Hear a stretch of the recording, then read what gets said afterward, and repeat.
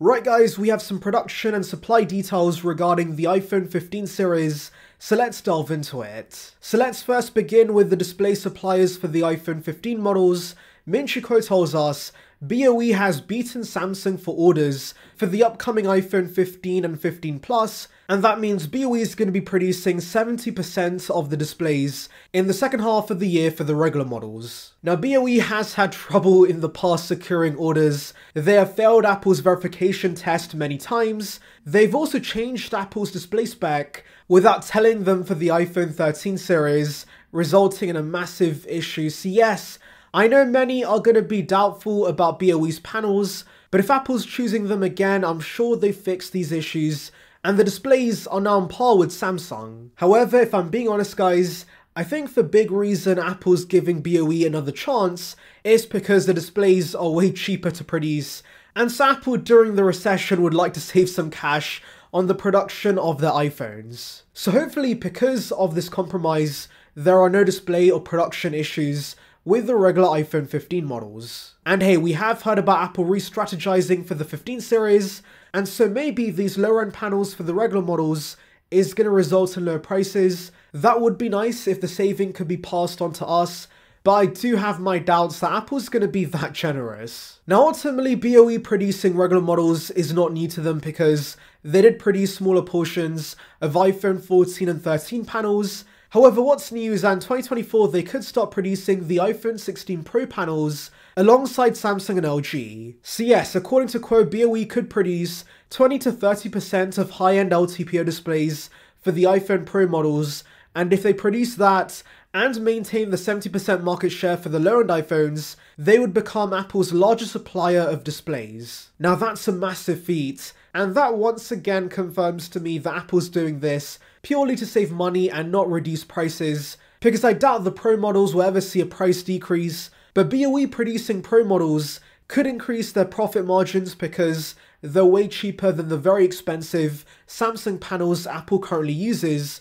with the iPhone 14 Pro models. And yeah, considering LG is also going to produce iPhone 16 Pro panels, Apple's definitely doing this to reduce the cost of building these devices. So yes, it's not nice that Apple's cutting corners with their Pro devices, but as long as there is no difference with the quality of the panels, I have no major issues with this. I will say though that Apple's been trying to rely less on China and their production facilities, but of course, giving BOE more orders completely goes against that. They're starting to rely on China more and more again, and they should not have all their eggs in one basket.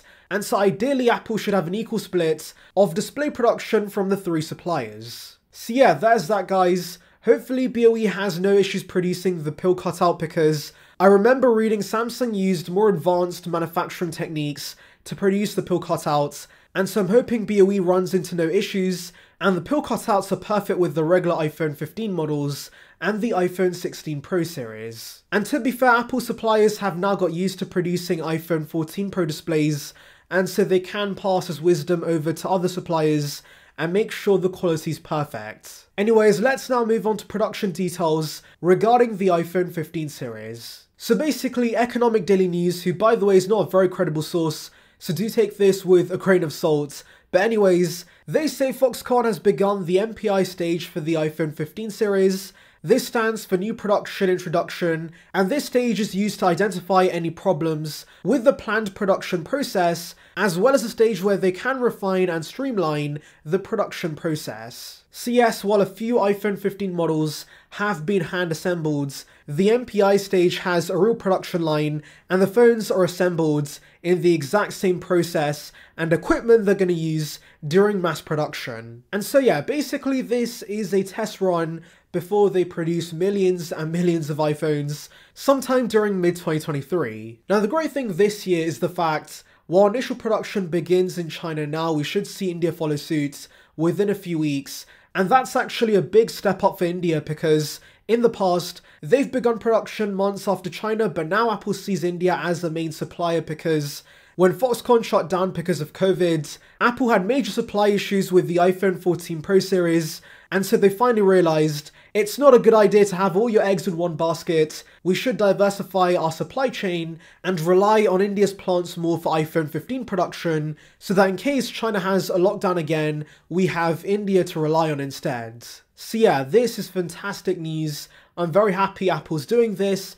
Apple should rely on other countries to assemble their iPhone models. Now, there's no details regarding which iPhones are being produced, since there has been reports that the Plus is a flop, and so many have theorized, including myself, that maybe Apple just goes back to one regular size and two Pros in the range, but that's yet to be confirmed. Anyways, let's delve into your comments. So SunnyDR208 says, I'm still using the iPhone 5S. I'm sure the 15 Ultra will be the craziest iPhone, reason being USB-C and the periscope lens. So first of all, wow, I'm surprised that someone is still using the 5S. It was a very solid phone for its time, and I'm aware that Apple's still supporting it, technically via security updates, but hey, if it works for you, then keep using it. Might as well save some cash. Now, regarding the iPhone 15 Ultra being the craziest iPhone Apple's ever gonna release, I doubt that, because ultimately I don't think the periscope lens and Type-C is going to be that big of an upgrade. Now, don't get me wrong, I'm still excited for these changes, and yes, they will be significant, but I think the days of yearly iPhone leaps is practically over. It's going to be S upgrades from now on, so don't get too excited by the rumors. Temper your expectations for the 15 series. So Thomas says, if Apple goes portless, I will switch to Samsung, Vivo, or some other good Androids. Pro/Ultra variants should get a super fast Thunderbolt port. Other iPhones can get a regular USB-C 2.0 or even go portless. I don't care. And yes, I completely agree, I don't think Apple's going to go portless with the Pro iPhones because they feature things like ProRes, and so giving us Thunderbolt's pretty important.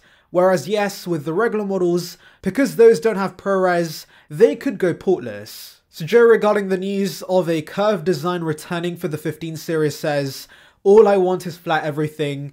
And yeah, to be honest, if I had to choose between a completely curved design and a completely flat design, I would prefer a flat design because screen protectors are much easier to apply with flat displays. But ideally, I would love a mix of both where we get a flat display with a rounded body similar to, of course, the iPhone 5C and the iPod Touch. So yeah, that's everything guys, but tell me your thoughts regarding this in the comments. Anyways, thank you for watching guys, make sure to like and subscribe for the latest Apple news and rumours. Check out the video above on details regarding the 12-inch MacBook, and on that note, see ya peeps.